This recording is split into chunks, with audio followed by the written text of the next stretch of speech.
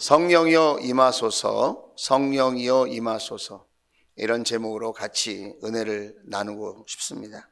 오늘 말씀을 듣다가 깨닫는 은혜가 저와 여러분에게 있기를 바라고, 깨닫는 말씀을 붙들고 우리의 모든 삶의 선택과 또 결정 가운데, 우리의 가는 인생길 가운데 오늘 이 말씀이 내 발의 등이요 내 길의 빛이 되는 그런 축복의 말씀이 될 수 있기를 주의 이름으로 축원을 드립니다. 오늘 말씀은 한마디로 공의로 다스릴 왕이 오신다, 그거예요. 공의로 다스릴 왕이 오신다. 사람은 공의로울까요? 공의롭지 못할까요? 사람은 공의로운 척은 할 수 있어도 공의롭지 못합니다. 학연, 지연, 혈연, 그리고 자기 마음에 드는 사람, 힘 있는 사람에게 잣대가 달라집니다. 약한 사람도 힘 있는 사람이 도와주면 강한 사람처럼 대접을 받고요. 거짓을 말하는 사람도 힘 있는 사람이 보호해주면 진실을 말하는 사람이 되는 거예요. 반대로 아무리 진실을 말해도 보호받지 못하면 거짓말쟁이가 되고 마는 겁니다. 우리가 사는 세상은 공의롭지 못합니다. 정의롭기를 원하지만 정의롭지 못합니다. 그래서 우리에게 누가 필요합니까? 이 세상의 지도자도 필요합니다. 하지만 우리에게는 공의로우신 왕, 정의로우신 지도자가 우리에게 필요합니다. 어느 누구에게도 치우치지 않고 어느 이념과 사상과 철학과 정치에도 휘둘리지 않는 공의의 왕, 그분이 누굴까요? 예수 그리스도. 우리에게는 예수님이 필요한 줄로 믿습니다. 오늘 1절은 이렇게 시작됩니다. 장차 한 왕이 나와서 공의로 통치하고 통치자들이 공평으로 다스릴 것이다. 장차, 이게 세번역은 이렇게 돼 있어요. 여러분, 개역개정에는 이렇게 시작됩니다. 보라, 보라, 보라. 감탄사예요, 감탄사. 보라! 세상의 한계를 경험하고 부족함을 경험하고 그럼에도 불구하고 지도자 노릇을 하는 사람들 밑에서 살아가면서 탄식하고 절망하는, 너무나도 안타까워하는 인생들아, 보라! 드디어 그날이 온다 이거예요. 그날이 무슨 날이에요? 공의로운 왕이 오시는 날. 그 공의로운 왕이 누구시라고요? 예수님. 여러분, 예수님이야말로 완전한 공의와 완전한 정의를 실현할 수 있는 유일한 분이신 줄로 믿습니다. 우리 선배가 있었어요. 교회에서 같이 청소년부 활동을 하던 선배였는데 공고를 나왔습니다. 공부는 일도 안 했는데 내신이 좋아가지고 대학을 들어갔습니다. 대학을 들어갔는데 선배를 잘 만났어요. 거기서 대학교 선배를 만난 거예요. 그 영어를 공부하는 스터디에 들어갔어요. 공고를 다녔기 때문에 고등학교 때 영어를 1도 안 했는데 대학에 가서 알파벳 ABCD부터 다시 공부를 하기 시작했어요. 그 선배가 좋은 지도자가 되어서 영어 공부를 할 수 있는 그런 좋은 방법과 습관과 모델이 되어서 이끌어줬어요. 그 공고 출신의 그 선배가 지금 영어 선생님을 합니다. 선생님들도요, 영어 경시대회 같은 걸 보거든요. 전국에서 1등 합니다. 그래서 해외 연수를 국가에서 지원하는 걸로 미국도 가고 호주도 가고 다양한 나라를 다니면서 그렇게 연수를 하면서 지금 실력 있는 교사로 인정받고 있습니다. 여러분, 사람은 지도자를 잘 만나야 합니다. 이 나라는 좋은 지도자를 만나야 될 줄로 믿습니다. 여러분, 우리만 그런 게 아니에요. 여러분의 자녀도 좋은 부모를 만나야 돼요. 부모님이 좋은 지도자가 되어야 돼요. 여러분, 우리 목자 목녀님 계시죠? 우리 목자 목녀님이 좋은 지도자가 되어야 합니다. 예수 그리스도께로 가는 길, 믿음으로 승리하는 길, 예수 그리스도 안에서 값지고 보람있게 사는 그런 인생의 좋은 모델이 되어야 합니다. 사람은 말로 배우는 것 같지 않습니다. 목장이 왜 필요합니까? 우리는 보고 배우기 때문에 그래요. 부모님이 아무리 잔소리해도 자녀가 바뀌지 않는 이유, 자녀는 부모님의 삶을 보고 변화되고 도전을 받는 거예요. 그런 의미에서 우리 교회도 담임 목사인 제가 문제이지 않겠습니까? 제가 여러분에게 삶의 모델이 되고 가정의 모델이 되고 신앙의 모델이 되고 하나님을 섬기는 모델이 되어야 하는데 참 우리의 인생이 그렇지 못하다는 거예요. 마음은 원이로되 참 육신이 존재가 연약해요. 새해가 됐다고 좋아하고 박수 쳤는데 지금 6일 지났습니다. 오늘 7일인데 우리의 삶은 어떤 모습일까요?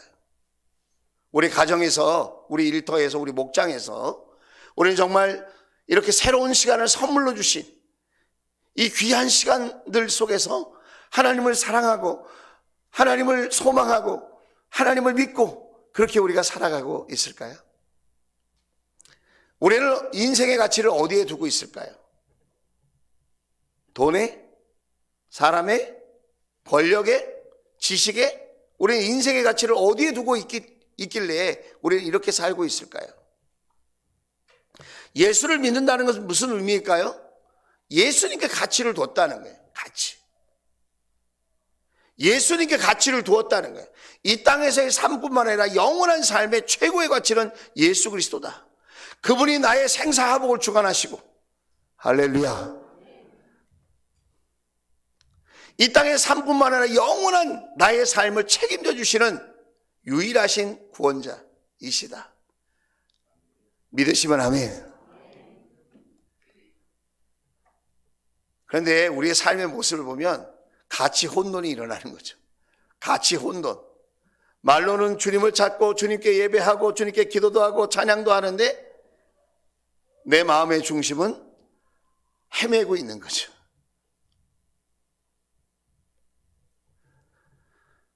이사야 당시에 남유다도 그랬습니다.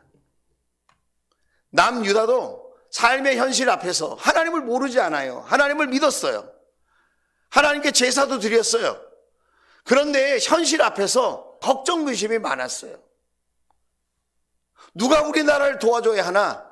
북이스라엘이 지금 아시리아라고 하는 나라에 멸망했어요. 여러분 전쟁에 참혹한 현실을 보시죠? 어저께 유엔이 발표했습니다. 이스라엘 가자 지구는 더 이상 사람이 살 곳이 못 된다. 수많은 포탄과 미사일이 떨어져서 거기는 사람이 살 지역이 못 된다. 이제 그야말로 지옥이다. 이거 지옥.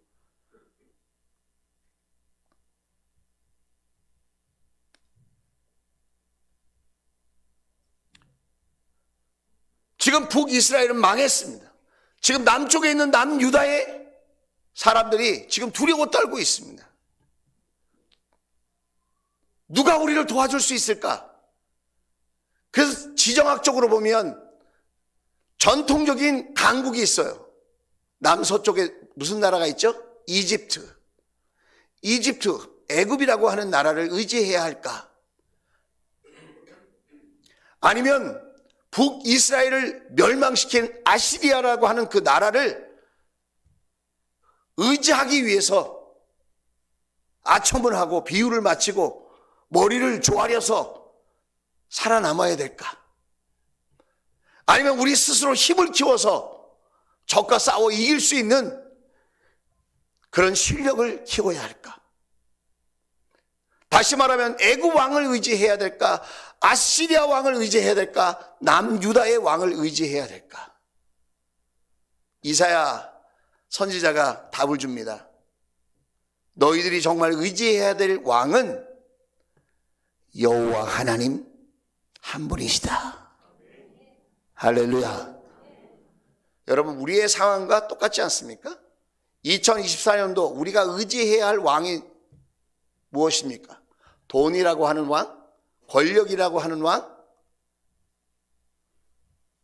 나라고 하는 왕? 나는 누구를 왕으로 의지하면 내 삶이 평안하고 안전할까요? 오늘 성경은 저와 여러분에게 말씀하고 있는 거예요. 여호와 하나님을 의지하라. 여호와 하나님을 신뢰하라. 그래서 여호와 하나님을 의지하고 신뢰할 때 우리는 그 하나님이 우리의 참된 왕이 되어지시는 것을 경험하게 되어진다. 예, 할렐루야. 그 당시의 왕은 한계가 있는 왕이에요. 권력이 있어도 영원한 권력이 아니에요. 물질이 있어도 항상 그 물질이 함께하는 왕이 아니에요.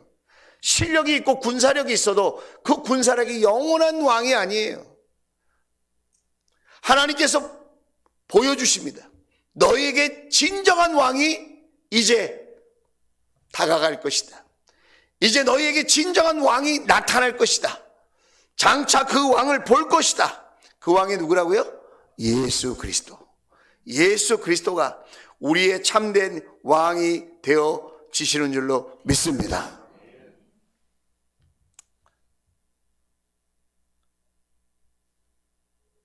신앙생활뿐만 아니라 사회생활에서도 성공한 사람들은 생각을 복잡하게 갖지 않습니다.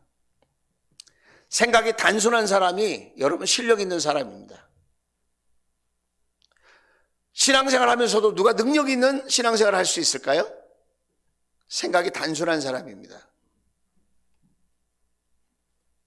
그 단순한 생각이 뭘까요? 예수 그리스도가 나의 왕이다. 자, 다시 한번 할 테니까 그 타이밍에 아멘을 한번 해보실까요? 자, 졸음이 떠나갈 줄로 믿습니다. 자, 단순하게 생각하는데 그 단순함은 뭐냐면 예수님이 나의 왕이다. 다시 한번 예수님이 나의 왕이다. 한 번만 더 할게요. 예수님이 나의 왕이다. 그걸 믿는 거예요. 여러분, 내 생각과 내 마음속에 왕의 자리를 놓고 싸우고 있습니다. 왕의 자리를 놓고 내 안에서 치열한 전투가 벌어집니다. 사단은 네가 왕이 되라 그래. 너 자신이 왕이 되라. 네가 하고 싶은 대로 다 해. 즐기고 싶은 대로 즐겨.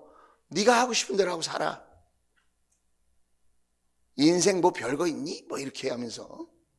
여러분 얼마나 치명적인 유혹인지 아십니까? 아담과 하와가 왜 선악과를 먹었게요? 자기 마음대로 하고 싶어서. 자기가 법이 되고 싶고 자기가 주인 되고 싶고 왕 되고 싶어서 먹은 거예요. 하나님 말씀 안에서 살아야 되는데 하나님 말씀 안에서 자유를 누려야 하는데 하나님의 그 선을 깨뜨리는 거예요. 하나님의 그 선, 넘지 말라고 하는 그 선을 깨뜨리고 하나님 자리에 앉고 싶은 거예요. 그게 방종이죠. 방종. 자유가 아닙니다.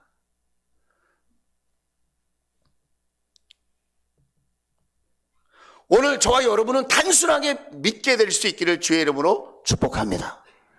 예수님은 나의 왕이시다. 그분이 나의 주인이시다. 그래서 우리가 무언가를 선택하고 결정하고 살아갈 때에 순간순간 우리는 누구를 생각해야 돼요? 누구를 바라봐야 합니까? 왕이신 예수님을 바라보고 예수님을 여러분 우리가 의지할 수 있게 되기를 주의 이름으로 축원을 드립니다. 그래서 여러분 왕을 따를 때 우리에게 두 가지가 필요해요. 두 가지. 첫째는 순종이에요.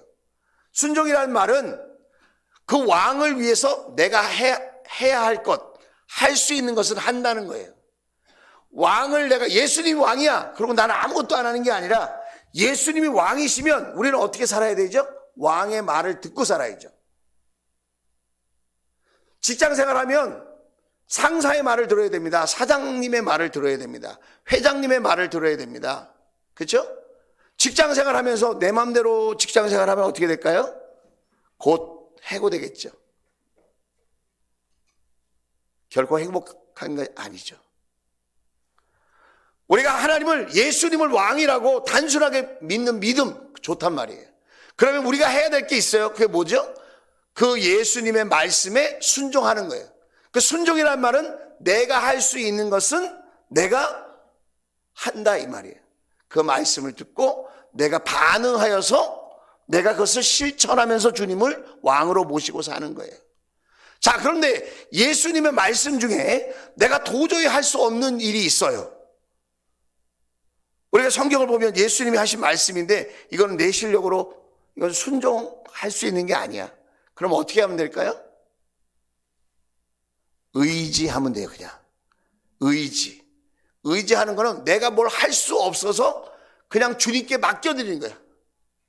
자, 참되신 왕을 따르는 두 가지 방법 뭐라 그랬죠? 첫째는 순종하는 거예요. 순종은 내가 할 수 있는 거를 하면서 따라가는 거. 내가 하면서 따라가고 싶은데 이건 도저히 나의 능력으로 나의 역량으로는 못하는 거예요. 그러면 어떻게 하라고요? 의지한다 이거. 의지하면서 따라간다 이거. 이해가 되시면 아멘.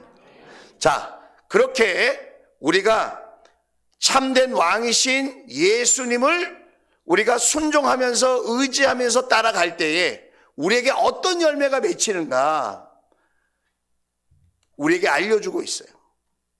자, 3절 4절 말씀. 자, 3절 4절 말씀. 백성을 돌보는 통치자의 눈이 멀지 않을 것이며 예수님이 우리의 왕으로 오시면 그 왕을 따르는 통치자들, 우리로 말하면 제자들의 눈이 달라진다는 거예요. 눈이 달라진다. 자, 3절 말씀을 돌아가 보면 또 뭐가 달라진다? 귀가 막히지 않는다. 귀가 달라진다는 거예요. 귀가 달라진다. 자, 설명을 해보면 여러분 눈이 달라진다는 게 뭘까요? 전에는 하나님의 일하심이 보이지 않았어요. 예배에 와도 교회에 와도 목장에 가도 사람만 모여서 사람만. 그런데 여러분 예수님을 진짜 만나게 되면 예수님을 정말 영접하게 되면 여러분 눈이 달라져요. 사람끼리 모였는데 그 사람 속에 역사하시는 하나님이 보여요. 역사하시는 성령님이 보여요. 그래서 우리는 하나님의 영광을 보게 될 줄로 믿습니다. 하나님의 영광을 보게 되는 거예요. 지난 주일날 저는 목장이 너무 행복했어요. 아멘도 안 하는 거 봐. 아니 내가 행복했다는데 그렇게 배가 아파요? 네. 아멘 하시는 분은 1000배의 복을 받을지어다. 아니 나 목장 안 했는데 너무 행복한 거예요. 자기 속에 있는 기도 제목을 내놓는 거예요. 내놓기 참 어려운 기도 제목을 내놓는 거예요. 부끄러울 수도 있는 기도 제목을 내놓는 거예요. 예수님을 믿고 따르지만 삶 속에 다가오는 크고 작은 문제들을 내놓는 거예요. 그리고 같이 기도하는데 여러분 기도하는 사람은 알거든요. 우리의 기도에 하나님의 임재가 있는지, 우리의 기도에 하나님이 함께 하시는지 안 하시는지 기도하는 사람은 알아요. 어쩌다가 기도하는 사람도 알 수 있지만 여러분 규칙적으로 시간을 가지고 20분 이상 쭉 매일매일 기도하는 기도의 훈련이 되어 있는 사람들은 여러분 기도할 때 하나님이 임재하시는구나. 그게 보여요. 영안이 열린다 그러잖아요. 예수님을 진짜 영접하고 예수님을 만난 사람은 영안이 열려요. 하나님이 역사하시는 게 보여요. 저는 그날 하나님이 역사하시는 게 보이더라고요. 목원들과 함께 우리가 할 수 없는 걸 생각하지 말고 우리가 할 수 있는 것 하나님께 기도하면서 한번 맡겨봅시다. 할렐루야. 하나님은 어떻게 하셨을까요? 놀라운 응답으로 축복해 주신 줄로 믿습니다. 여기 목원이 있기 때문에 제가 거짓말하는 게 아닌 걸 하나님이 아시잖아요. 정말 눈물이 쏟아질 정도예요. 그 시간이 아깝지 않아요. 하나님의 영광이, 하나님의 임재가 보이는 그 시간 아깝지 않아. 금요일날 그 얼마나 소중한 시간입니까? 놀기에 좋고 쉬기에 좋고 목장에 모이는 그 시간이 너무너무 좋은 거예요.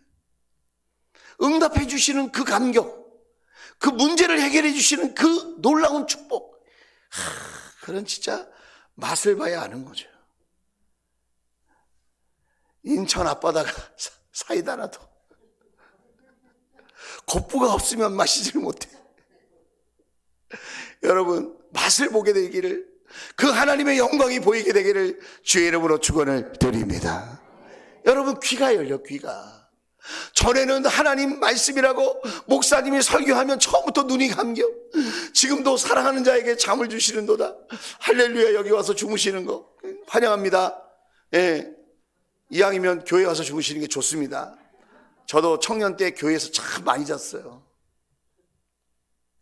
갈 데가 없어서, 그리고 하나님 품이 너무 따뜻해서, 하나님의 사랑과 위로를 받고 싶어서 성전에서 기도하다 찬양하다 많이 잤어요. 물론 설교를 듣다가도 푹 잤어요. 근데 어느 날 귀가 열리더라고. 그런 은혜가 있을지어다. 꿀송이 같아요. 그렇게 소중한 게 들려, 하나님 말씀이. 내가 이 말씀대로 살았더라면, 내가 이 말씀을 그때 기억했더라면, 내가 그때 이 말씀을 알아먹었더라면, 내가 그때 그 말씀을 내가 가슴에 담았더라면, 내가 그때 그 말씀을 생명처럼 여겼더라면 내 인생이 달라졌을 텐데, 왜 내가 이걸 이제야 알았을까? 귀가 열리면 후회가 된다니까요, 여러분. 예수님을 왕으로 영접한 사람은 귀가 열립니다. 귀가 열릴지어다. 귀가 열려야 돼. 여러분, 2024년도에는 저와 여러분의 귀가 열리되 활짝 열리기를 주의 이름으로 축원을 드립니다. 막힌 문이 열릴지어다. 닫힌 문이 열릴지어다. 귀가 열려야 돼. 하나님의 음성으로 들려야 돼. 임근학 목사가 하는 말이, 하나님이 나를 사랑하셔서 나를 복주시려고, 나를 살리시려고, 나를 윤택케 하시려고, 나의 앞길을 힘있게 하시려고, 승리하게 하시려고 주시는 말씀이다. 그게 들려야 돼, 들려야 돼. 자, 그 다음에 4절 말씀을 보면, 예수님을 만난 사람, 왕으로 모신 사람은 사려 깊게 행동할 것이며 그랬어요. 사려 깊다는 말이 뭐예요? 마음이 깊어졌다는 거예요. 마음이 달라졌다는 거예요. 마음이. 전에는 짜증낼만 하고, 신경질 낼만 하고, 화가 날만 하고. 여러분, 어느 심리학자가 현대에 살아가고 있는 모든 사람들을 한 단어로 정의를 했어요. 화가 나는 인생. 화난 인생이나 화난 인생. 사람들이 다 분노에 차 있어. 한 단어로 말하면 분노예요, 분노. 회사에서 분노, 사업하다가 분노, 집에서 분노, 분노가 차 있어. 이렇게 화가 나 있어, 화가. 그래가지고 조금만 건들면 화낼 준비부터 하고 있어. 옆 사람 얼굴 한번 보세요. 화내려고 준비하고 있지. 한번 보세요. 그게 예배 드리면서 이게 기쁜 모습인가, 이게 화내는 모습인가 한번 보세요. 난 어쩔 땐 너무 무서워. 여러분 저 하나만 보면 되지만 저는 여러분 많이 봐야 되거든. 근데 다 화내고 있는 것 같아. 앵그리 버드, 화난. 어쩔 때는 제 영상을 보잖아요. 그럼 제가 화를 내고 있어. 여러분, 마음이 바뀔 수 있기를 주의 이름으로 축복합니다. 예수님은 나는 온유하고 겸손하다 그랬어요. 여러분, 예수님을 왕으로 모신 사람은 온유하고 겸손하게 되어져요. 새해에는 우리 마음이, 여러분, 이렇게 아름다운 마음, 따뜻한 마음으로 변화될 수 있기를 주의 이름으로 축원을 드립니다. 그리고 4절 하반절에 보면 여러분, 말이 바뀐대요. 그들이 의도한 것을 분명하게 말할 것이다. 전에는 예수님에 대해서 얼버무리고 말도 못하고 숨기고 그랬어요.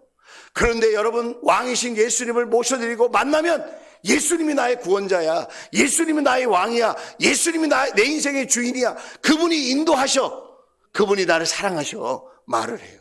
그리고 말이 어떻게 바꾸는지 아세요? 축복의 말을 해요. 은혜의 말을 해요. 예, 유익을 주는 말을 해요. 협력하는 말을 합니다. 동역하는 말을 합니다. 서로에게 힘이 되게 하는 말을 하게 될 줄로 믿습니다. 지난 주일날 우리 무선 마이크가 망가졌어요. 여러분, 우리 오늘 앰프가 지지직거리잖아요. 오래 써서 그런 거예요. 예, 그럼 여러분 가운데 정말 이 앰프가 좀 바뀌어졌으면 좋겠다, 이런 생각을 하시는 분이 혹시 계신가요? 왜 이런 이상한 소리가 나고 난리지?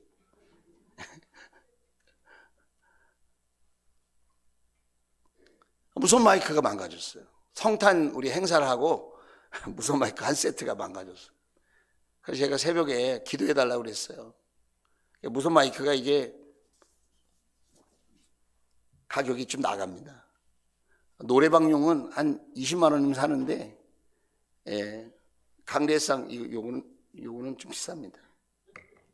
그래 기도가 필요해요. 갑자기 몇백만 원이 들어가야 되는 그런 상황인데, 그 기도를 했어요. 그러니까 통화하는데 어떤 집사님이 얼마입니까? 내가 후원하겠습니다. 얼마 모아줬어요? 한 100만 원 정도 모아줬는데요. 나머지 내가 댈게요. 아멘도 안 하는 거 봐요. 더 재밌어. 카톡 보냈습니다. 상납금. 이렇게 보냈어요. 믿음이 깊은 분이 아니에요. 그러나 그 마음속에 예수님이 함께 하신 줄로 믿습니다. 어제 저녁에는 한 청년이 저에게 카톡을 보냈어요. 목사님 어디 계십니까? 나 교회에 있는데. 그랬더니 목사님 전화번호가 없습니다. 왜? 그랬더니 치킨을 한 마리 보내려고 그랬습니다. 치킨이 왔을까요? 안 왔을까요? 안 왔어 아직. 다음에 보낼게요. 그 청년은 그런 말 하는 청년이 아닙니다. 왜 갑자기 그런 말을 할까요? 그 마음속에 예수님이 계시는 거예요. 나도 모르게 주의 동역자가 생각나고 목장 식구가 생각나고 교회가 생각나고 뭔가 협력하고 싶고 돕고 싶고 그런 말이 나오는 거는 자기의 본성에서 나오는 게 아니에요. 예수님이 그 마음속에 왕이 되어주시고 주인 되어주시면 하나님 나라를 위해서 주를 위해서 함께 동역하게 하시는 줄로 믿습니다. 새해에는 우리의 눈이 바뀌고 귀가 바뀌고 마음이 바뀌고 말이 바뀔 수 있게 되기를 주의 이름으로 축원을 드립니다. 그런데 그렇게 바뀐 것을 경험하면서도 여러분 우리는 그 인생길을 가는 동안 업다운이 있어요. 업다운이. 바뀐 채로 쫙 날마다 상승하면 참 좋은데 이렇게 업다운이 있어. 업다운이. 왜 그럴까요? 우리가 존재 자체가 연약해요. 그리고 세상에 어둠의 영이 우리가 계속해서 주님을 열심히 믿도록 내버려 두질 않아요. 그래서 우리는 날마다 영적 전쟁을 해야 되는데 나도 모르게 오늘 9절에 있는 말씀처럼 우리는 이렇게 걱정 없는 삶을 살아갈 때가 있다는 거예요. 안일하게 사는 여인들은 이스라엘 백성들을 총칭하는 거예요. 그냥 여인들아 이렇게 얘기한 거예요. 여자들만 얘기하는 게 아닙니다. 자, 안일하게 사는 이스라엘 백성들아 일어나서 나의 목소리를 들어라. 걱정거리가 없이 사는 이스라엘 백성들아 내가 하는 말에 귀를 기울여라. 이렇게 이야기하고 있습니다. 여기서 안일하게 산다는 말은 뻔뻔스럽게 산다는 거예요. 죄를 지으면 부끄러워할 줄 알아야 되고 자기가 잘못했으면 수치스럽게 알아야 되는데 뻔뻔하게 생각하는 거예요. 결코 좋은 게 아니죠.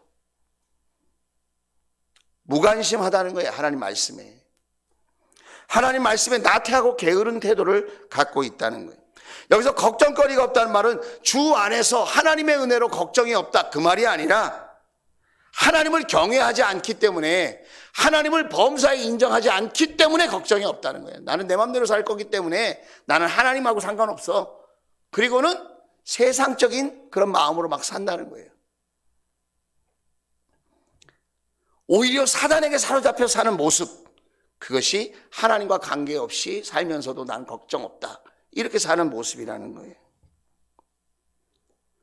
우리가 하나님을 만나기도 하고 하나님을 영접했다고 고백하기도 하고 우리가 예수님의 은혜를 받았다고도 말하는데 왜 우리는 자꾸 이렇게 업다운이 있는가? 우리를 방해하는 어둠의 세력이 있고 우리의 존재 자체가 연약하기 때문에. 그러면 답이 없는 것일까? 신앙생활은 그게 전부인가? 아니라는 거예요. 더 있다. 뭐가 더 있다는 거예요? 오늘 15절. 자, 15절 말씀입니다. 같이 한번 읽어봅시다. 시작. 그러나 주님께서 저 높은 곳에서부터 다시 우리에게 영을 보내주시면 황무지는 기름진 땅이 되고 광야는 온갖 곡식을 풍성하게 내는 곡창지대가 될 것이다. 할렐루야. 여러분, 저 높은 곳에서 우리에게 뭘 보내주신다고요? 영을 보내주신다. 영. 그 영을 보내주신다는 말이 이해가 안 되면 이 말씀을 우리가 한번 살펴볼 필요가 있어요. 그게 뭐냐면 에스겔서예요. 에스겔서 36장 26, 27절 우리 단번에 한번 읽어봅시다. 시작. 너희 속에 새로운 마음을 주고 너희 속에 새로운 영을 넣어주며 너희 몸에서 돌같이 굳은 마음을 없애고 살갗처럼 부드러운 마음을 주며 27절 너희 속에 내 영을 두어 너희가 나의 모든 율례대로 행동하게 하겠다. 그러면 너희가 내 모든 규례를 지키고 실천할 것이다. 아멘. 다시 26절로 돌아가 보면 너희에게 새로운 마음, 새로운 영을 준다는 거예요. 새 영을 보내준다. 그래서 너희가 전에는 너희들의 의지만으로 하나님 말씀을 지키고 내가 하나님 믿고 살아야지 내 의지로 그렇게 도전했다면 이제는 어떻게 한다고요? 하나님의 영을 보내주셔서 그 성령님께 감동된 의지. 여러분 커플 댄스 추시는 분들 보셨죠? 쥐루박 차차차 뭐 이런 거 하잖아요. 살스타 뭐 이런 거. 나 이름도 잘 모르겠네. 그러면 그 두 명 중에 한 사람이 리드를 해요. 리드. 한 사람이 돌리고 그러면 그 파트너가 어떻게 하죠? 돌아요. 그러니까 한 사람이 주도해. 그리고 한 사람은 거기에 맞추는 거예요. 여러분 신앙생활은 내가 주도하는 게 아닙니다. 왕이신 예수님이 계십니다. 그런데 중요한 거는 내가 적극적인 동참. 내 멋대로 동참하는 게 아니고 내 의대로 파트너를 이끄는 게 아니라 이끄시는 분은 예수님, 이끄시는 분은 성령님. 그리고 우리는 거기에 맞춰서 어떻게 합니까? 순종하고 의지하고 하면서 그 왕이신 예수님을 따라가게 되는 줄로 믿습니다. 그렇게 될 때 여러분 우리는 아름다운 팀을 이루어서 아름다운 공동체를 이루어서 아름다운 작품, 아름다운 춤을 추는 행복한 삶이 되는 거예요. 내 의지가 없어지는 게 아닙니다. 내 의지가 존재하지만 성령님과 동행하는 성령님과 파트너십을 유지하고 성령님의 인도함을 받는 의지가 될 때에 내 의지는 빛나고 아름다운 열매를 맺게 될 줄로 믿습니다. 그래서 그 성령님이 우리에게 임하시는 거예요. 자, 15절로 다시 돌아가 보면 이 성령님은 우리에게 역전의 은혜를 주십니다. 황무지 쓸모없는 땅이 여러분 어떻게 된다고요? 15절에 황무지가 기름진 땅이 된다. 기름진 땅. 풍성한 열매를 맺는 땅이 된다는 거예요. 옥토가 된다. 예, 황무지는 옥토가 된다. 여러분 우리의 인생이 그동안 새해가 됐어도 황무지 같은 그런 상황이라 할지라도 성령님이 임하시면 그 성령님이 임하실 때 내가 의지를 가지고 한 팀을 이루고 여러분 아름다운 공동체가 되어지면 성령님과 한 몸 되면 여러분 역전의 은혜가 일어나게 될 줄로 믿습니다. 기름진 땅이 될지어다, 옥토가 될지어다, 30배 60배 100배의 열매가 결실이 맺혀지게 될 줄로 믿습니다. 뿐만 아니라 그 밑에 절에 보면 이렇게 얘기하고 있어요. 광야는 온갖 곡식을, 한 가지가 아니에요. 한 가지 복을 받는 게 아니라 여러 가지 곡식이 맺히는 것처럼 여러 가지 풍성한 곡창지대가 될 것이다 그랬는데 숲이 될 것이다. 숲이, 광야가 메마른 땅이 아름다운 숲을 이루듯이 그렇게 풍성하고 조화로운 그런 삶을 살게 될 것이다. 할렐루야. 누가 그걸 주도하신다고요? 성령님이. 여러분 그동안 우리가 예수님을 믿었어요. 예수님을 의지했어요. 너무 잘하셨습니다. 그러나 2024년도에는 더 있다. 더 큰 은혜를 사모합시다. 더 큰 축복을 사모합시다. 성령의 은혜를 사모합시다. 그래서 저와 여러분 이런 고백을 했으면 좋겠습니다. 한번 따라서 하겠습니다. 성령이여 임하소서.